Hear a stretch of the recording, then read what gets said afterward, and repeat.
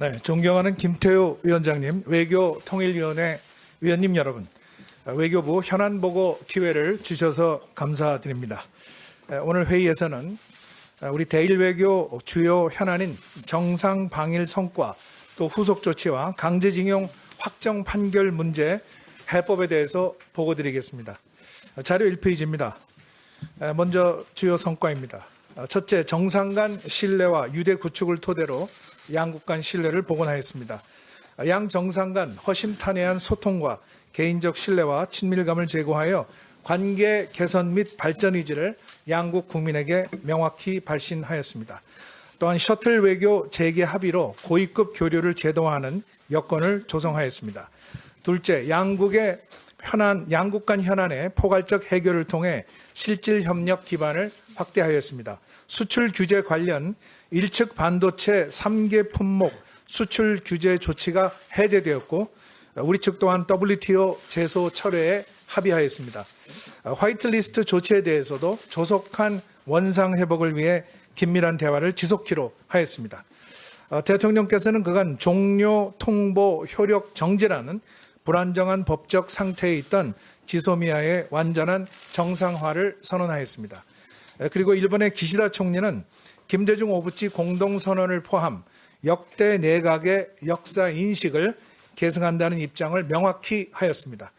아울러 우리 전경련과 일본 경단련은 양국의 미래를 위해서 한일 미래 파트너십 기금 설립을 발표하였습니다. 양 정상 또한 동기금의 설립을 환영하였습니다. 2페이지입니다. 셋째, 양국 간 실질적, 미래지향적, 구체적 협력 방향을 제시하였습니다. 한일 NSC 간 경제안보 대화 신설, 외교당국 간 전략대화 재개 등 외교안보 분야의 양국 간 협력의 폭과 깊이를 심화하였습니다.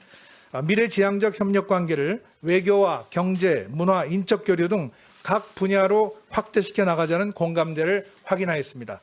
일본의 미래 세대 대상 대통령 강연회 개최를 통해 학생들과 직접 소통하면서 한일 우호의 중요성을 설명하고 주요 현안에 관한 우리 입장에 대한 이해를 높였습니다. 넷째, 지역과 국제 문제 차원의 공조를 강화하였습니다.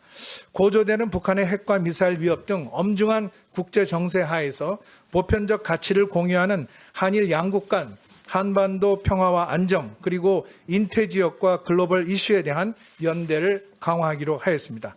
또한 우리의 인도태평양 전략과 일본의 자유롭고 열린 인도태평양 간 이행에 있어서 긴밀한 협력을 지속하기로 하였습니다. 자료 3페이지 평가입니다. 근본 양자 방일은 12년 만에 성사되었습니다.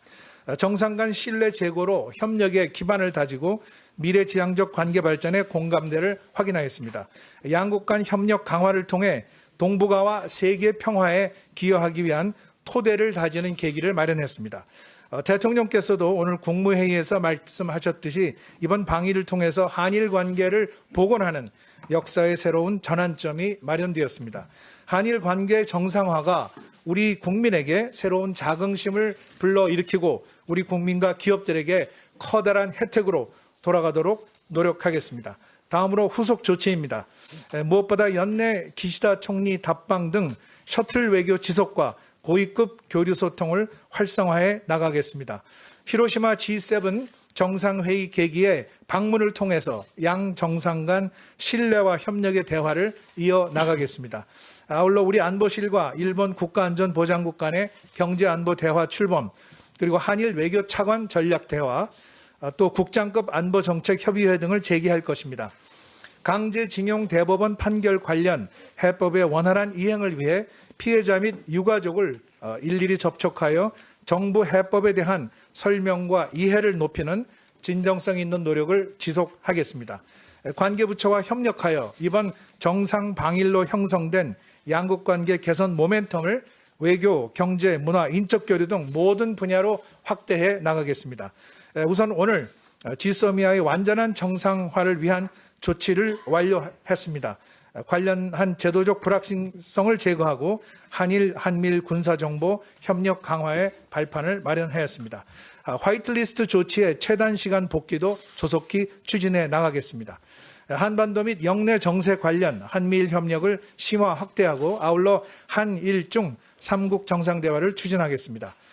다음으로 강제징용 대법원 판결 관련 해법에 대해서 말씀드리겠습니다. 지난주 3월 6일 외교부는 강제징용 대법원 판결 관련 정부 입장을 발표했습니다. 행안부 산하의 일제강제동원 피해자 지원재단이 3건의 대법원 확정 판결 원고분들께 판결금과 지연이자를 지급할 것입니다. 재원은 민간의 자발적 기여 등을 통해서 마련할 예정입니다. 이에 대해 일본 정부는 김대중 오부치 공동선언을 포함하여 역사 인식에 관한 역대 내각의 입장을 계승하고 있음을 명확히 밝혔습니다. 이와 함께 일본 정부는 민간이 자발적 기여에 대해 반대하지 않는다는 입장을 표명하였습니다. 5페이지 해법 평가입니다. 이번 해법은 대한민국의 높아진 국격과 국력에 걸맞는 대승적 결단으로서 우리의 주도적인 해결 방안입니다. 이는 정부가 이 문제를 더 이상 도외시하지 않고 과거사로 인한 우리 국민의 아픔을 보듬겠다는 의미이기도 합니다. 피해자들에게는 실질적 대안을 제시한 한편 앞으로도 과거를 기억하는 노력을 계속 추진해 나가겠습니다. 이런 점에서 이번 해법은 문제 해결의 끝이 아닌 진정한 시작입니다. 다음으로 일측 호응에 대한 평가입니다.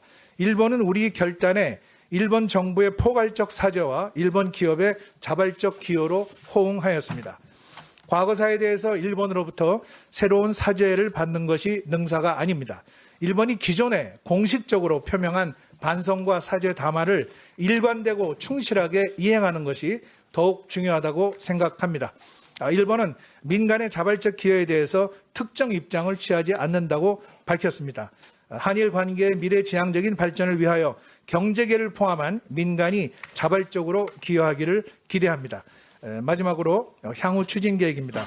재단 내 설치된 별도의 TF를 통해서 판결금 지급을 심의하고 이사회에서 의결하여 원고분들께 판결금을 지급해 나갈 예정입니다.